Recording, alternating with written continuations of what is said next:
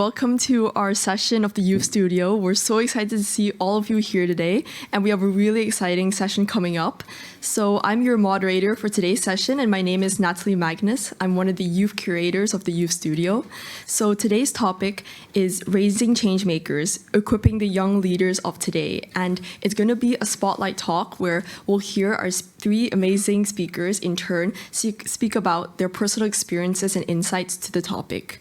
So we have Anne Makasinski, who will be joining us virtually. So, now we can see you. So I'll just briefly introduce Anne. So Anne Makasinski is a Filipina-Polish Canadian inventor, global keynote speaker, and aspiring writer. She's best known for her invention of the hollow flashlight and the e-drink. And among other titles, Anne is one of Forbes magazine's 30 Under 30 and Entrepreneur magazine's Young Millionaires. And she has recently completed her work on a line of children's toys that run off of green energy. So without further ado, I'll turn it over to you, Anne. Hi, everyone. Thank you so much for having me here today. My name is Anne Makasinski. I also go by Andini, and I am a 24-year-old inventor, writer, and student from British Columbia, Canada. So a little bit about me. My first toy was a box of transistors, and from there I began taking my hot glue gun and collecting garbage from around the house, piecing together my very first inventions. These contraptions never worked, but the idea of taking the resources around me and piecing them together to make something better kind of just came naturally. Because I loved presenting my inventions to my parents, as well as tinkering with whatever old electronics I could find, my parents suggested that I join the local science fair when I was in the 6th grade. I ended up loving science fair and competing in 10 different fairs before I graduated high school. So I am most known for my invention of the hollow flashlight, which is a flashlight that runs off the heat of the human hand. I also invented the e-drink, which is a coffee mug that harvests the excess heat of your hot drink and converts it into electricity, so that if you drink enough coffee, you could eventually give your phone a boost of energy. I made both of those inventions while I was a teenager in high school, and I was very surprised to get any media attention for my science fair projects. However, after unexpectedly winning the Google Science Fair for my flashlight invention, my life changed. I had always worked after school on my science fair projects, as it wasn't something any of my other classmates were doing. And I began to realize that it was equally important how I spent my time outside of school. I never regarded myself as a science genius. I was just using my time in a more productive manner by making inventions after school. So I really encourage you guys to be really strict with yourself, limit distractions. Maybe it's, putting your phone outside of your room when you're working, and making a list or schedule of what you need to accomplish each day. That's personally what works for me. Maybe it's something slightly different for you. And the way traditional education has worked is that in the past, it's really made young people feel that you have to get your high school diploma, then you have to get your bachelor degree, and perhaps even more schooling before you can even think about making a difference in the world. But through my experience at such a young age, I learned that this wasn't the case. It doesn't matter how old you are, where you're from, your gender, your race. Anybody can invent a solution to help another person. And if you can solve a problem for one person, chances are it could snowball and help and inspire many more people around the world. When we think of the word inventor, usually the image of like an old white man with a beard pops up in most of our heads. And yes, in the past, men dominated the science and tech field and would not always give their female counterparts credit when it was due. But nowadays, there's more awesome women inventors and scientists who are speaking up for themselves and making huge advances. So now more than ever, we need more young people becoming inventors, redefining what it looks like to be an inventor. We need forward thinkers who are helping solve problems around the world. So to be an inventor, you need to be brave. You cannot care what other people think, as most people will think your ideas are a little crazy until you make a physical working prototype and prove them wrong. You also need to be persistent, as most times early versions of your inventions will not work properly for one reason or another, so you'll need to pick yourself up and try again. I also advise you, even though it may be tempting, to not post on social media any of your ideas unless you are okay with people copying what you have made. I would advise to wait till you are hopefully in production or have a patent protecting your intellectual property, and then you can share publicly what you've been doing, as I have found the business world to be very shrewd, and they do not always have many scruples when it comes to ripping young people off. And if you ever do have a prospective person who's interested in marketing your invention or licensing your patent, I would really suggest investing a little money and hiring a lawyer to look over any agreement you're ever given in your life. Please do not sign anything without a lawyer. It will save your life and livelihood, I promise. Okay, I'm sorry for the scary talk. I just wanted to make sure that whoever's listening is protected and you know a little bit about what you're getting into. And there is a big difference between being also an inventor versus an entrepreneur. An inventor is someone who has an idea in their head and then makes it into a physical working invention in front of them. An entrepreneur takes an inventor's ideas and makes it profitable, putting it on the market. And while the lifestyle of an entrepreneur has been glamorized on social media, I can assure you from my experience and all my friends that I know, it is far from fancy and it can be extremely taxing on your mental health. You can make more money as an entrepreneur and it is a more social job, while being an inventor will pay less, but being an inventor is also less stressful. But right now I think I'm playing a bit of both parts. While being an inventor is seen as something that is fully engulfed in the area of the sciences, I would actually beg to differ. I believe being an inventor means that you have adept skills in both the sciences and the arts.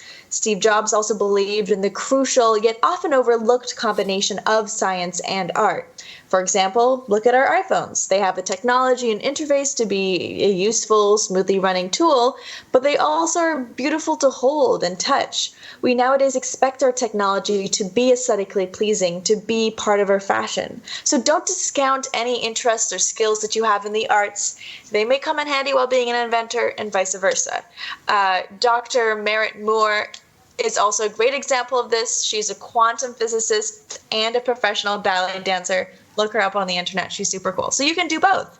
Traditionally, we've always viewed science as a career and art as a hobby, but neither field is trivial, and combining them together creates the most unique pieces of inventions, tech, and art of our time.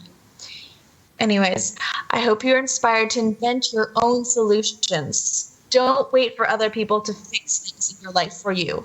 Take power, take charge, and don't be let down by epic failures. Believe me, I've had some recently, but know that it is part of the learning journey, that it is never the end of the world. I hope you pursue whatever it is that you're passionate about, whatever that thing is that you gravitate toward spending time on when you're not at school or doing work. Follow your dreams and maybe just come true. Thank you so much for listening. Have a great rest of your day, and I will get on to the next speaker. Thank you so much, Anne. I think we all, both online and offline, found that so inspiring, and so much was said. Honestly, I could not encapsulate that in a minute's summary of it, but so many things from inventing to and how you take that to the entrepreneurial stage to your own personal experience of how you're taking your passion for science and making that something bigger and trying to use that to create a better world and society for everyone, I think is so inspiring. And also how you also embedded so many insights and tips and advice into your talk, I think is also really interesting. So thank you so much again. And now, without further ado, we'll be moving on to our next speaker, Nishad. So if you want to take the stage. So Nishad Shafi is a young environmentalist, speaker, and policy-oriented social change advocate. Nishad is the co-founder and executive director at the Arab Youth Climate Movement Qatar, a registered youth-led nonprofit environmental association in the state of Qatar. And in 2019, he was named in the Apolitical's list of the 100 most influential people in climate policy 2019. So over to you now. Thank you, Natalie. Thank you to all speakers who are joining, listeners who are joining us online, and also who are here. I just going to take through my journey of how I started climate advocacy work back in 2015, early ages of a climate change topic, which was not very relevant to the Gulf or the Middle East region as such, while you can see how that's been transformed over the time. So back in 2015, as a young graduate, I wanted to look into environmental issues in Qatar, and I haven't found a group which is exclusively available for out of university or out of school for students to participate or engage with. So we started with a bunch of young people back then in 2015 as a group which wanted to focus on environmental and climate change issues. So we pitched the idea of something very Arab. Why? Because there wasn't much Arab involved in the climate issues regionally as well as globally. Still, we struggle with that aspect. We will come back to that in a later stage. And then we started as a young youth group in 2015. Again, at the QF, we had our first meeting at the Student Center, if you know the place in the QF. And that's where we had our first meeting. And we launched in 2015 as Arab Youth Climate Movement Club. And it wasn't doing great. We weren't receiving much support because climate change wasn't the topic of interest for anybody, either community or the government as it is today. So, but some of the people outside the region did notice the work we've been doing, which is very unique because it was very community-oriented and started by the young community members. So in 2015, I got a chance to attend the COP21, which was in Paris, which also, you know, the Paris Agreement came out of COP21 in Paris. This summit was my first of COP, which I started as a young person.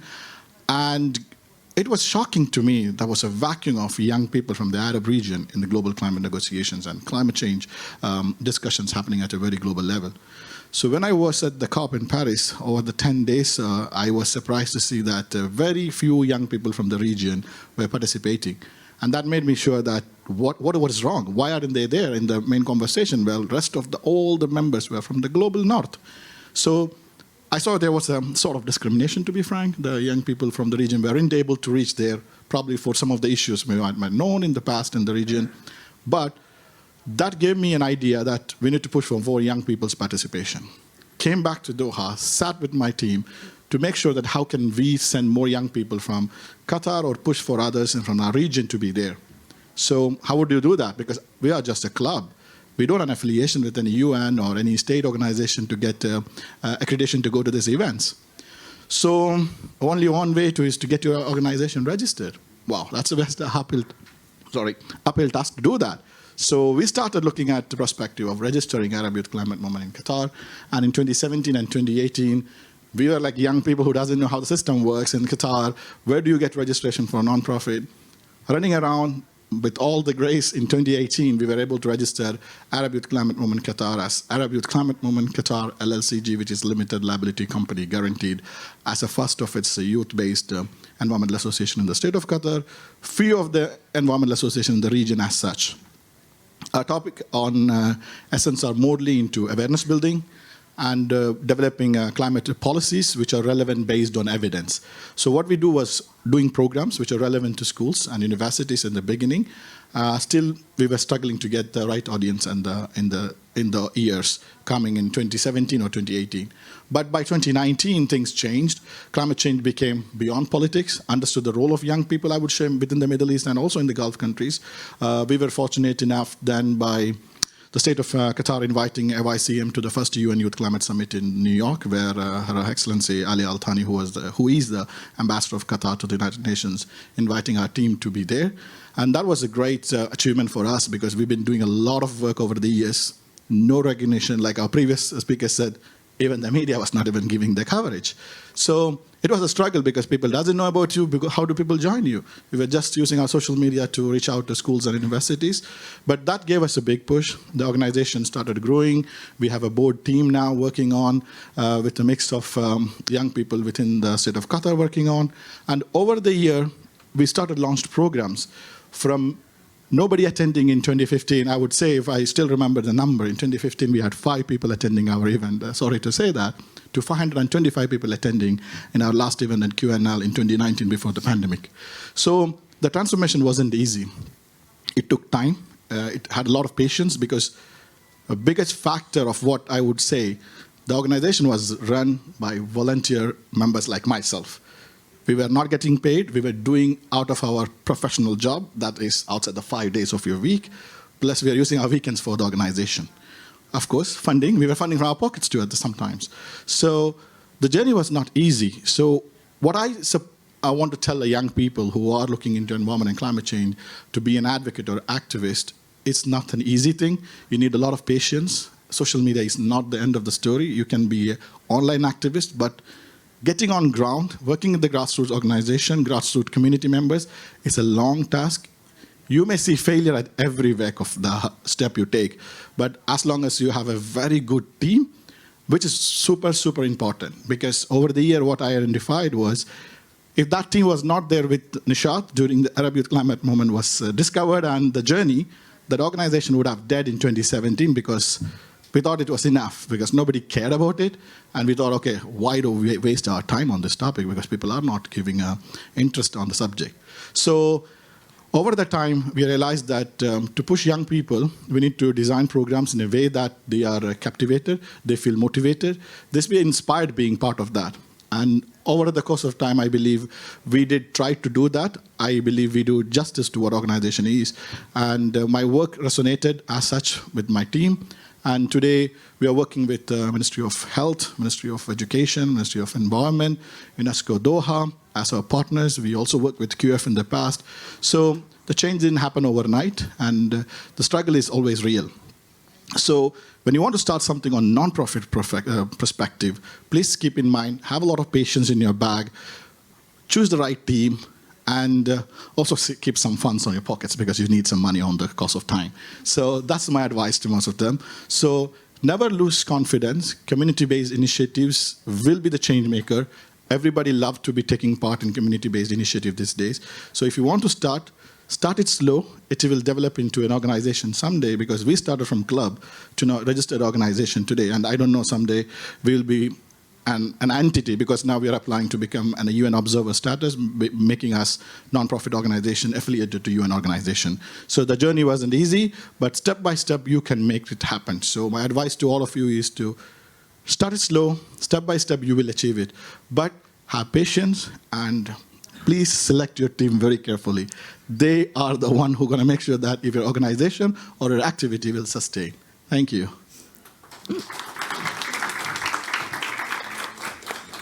Thank you so much, Nishad. So many insights in that talk again. Like I could not top that at all. But yeah, I think all of us really loved hearing how something, because usually with all of these movements and things, you only hear about the final result or like the big thing in the end. But I think it's really important to realize that these things can ultimately only start from, firstly, a passion, and like you said, community-based or grassroots movements in order to lead up from just a club into order to reach a registered organization. So I think, yeah, definitely thank you so much for sharing the journey for that.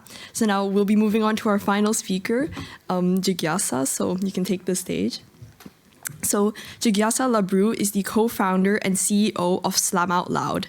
Slam Out Loud is a four-mission nonprofit that uses their transformative power of performance and visual arts to build creative confidence in disadvantaged children.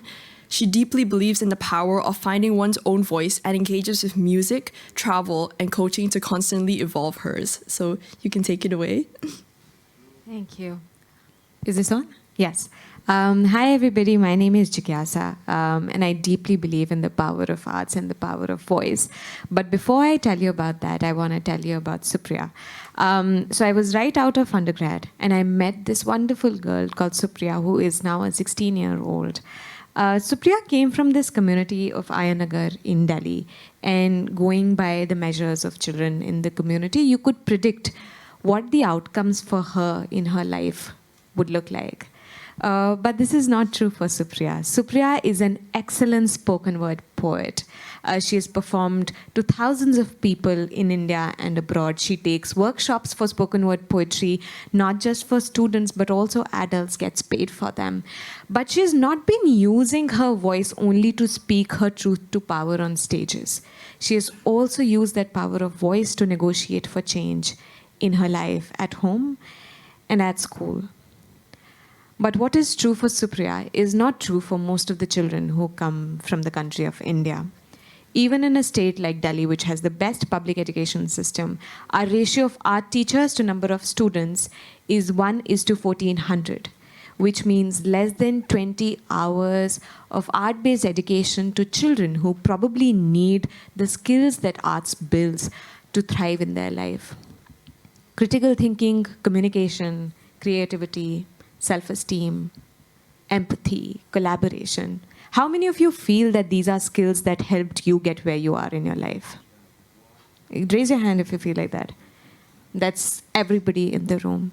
And these are the skills that most research in the world points to how arts is one of the most powerful medium for children to be able to build these skills. Yet, we live in a society which constantly deprioritizes any art-based learning for children. I myself come from a community where my parents were displaced and I grew up in another place. And my parents were originally from Kashmir. The first time I went to Kashmir was as a 22-year-old to take a spoken word poetry workshop for a group of girls. And when I entered that classroom, I asked the girls to choose an emotion that they wanted to write a small poem about. And I'd done this workshop more than 50 times. But when I entered that classroom and asked the girls to choose an emotion, most of the emotions that came up in that room were emotions of anger, sadness, confusion, feelings of isolation. And it was shocking to me as a teacher that no space had ever been created for the emotions of the children that we were working with, for the emotions of the children that go into our school systems. For me, that day was a day of reckoning. For me, that day was a day when I thought about how safe spaces for children to talk about how they feel should not be a good to have.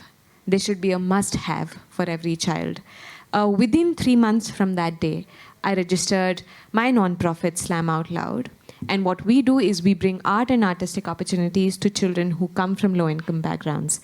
We do this by placing artists into classrooms who work with children for about 5 years. So for 5 years, we work with the same children. Every year, a new artist in storytelling, theater, spoken word poetry, or visual art, entering that classroom and working with children. Doing that for over 3 years, we realized that at the scale of a country like India, we could not place an artist in every single classroom. So we started working with teachers. We started creating vernacular resources and training for teachers in India so that they could bring art and learning into classrooms.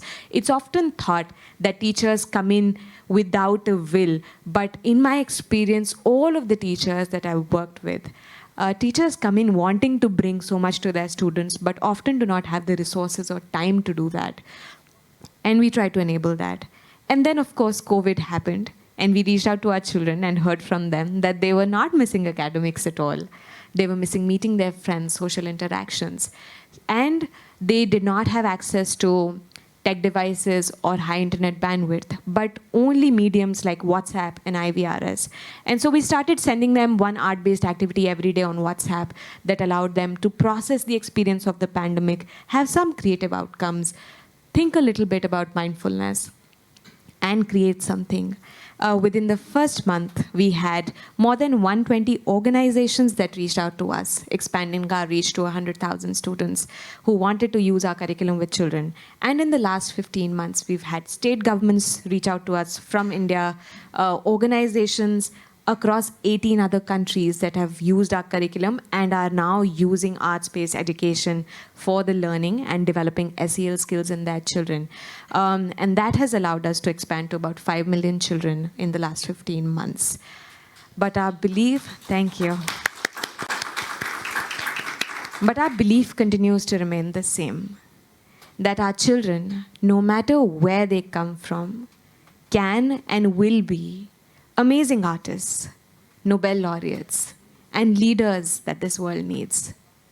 We need to create safe spaces for them to find their own voice.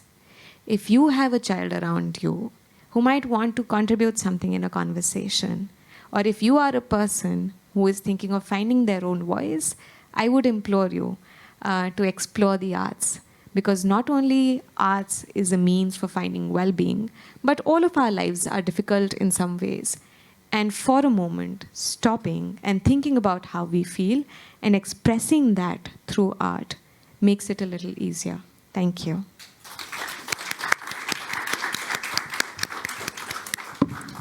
Thank you so much, Jigasa. That was truly inspiring. And I think, not to play on words, but I think really wise words were spoken in your talk, and even Nishad and Anne. So thank you so much to all three of you, and for shedding light on how everyone ultimately has a passion for something, whether that be, like you said, the climate, or having arts-based learning and having creative outputs for students, or as Anne was saying about like STEM and science education.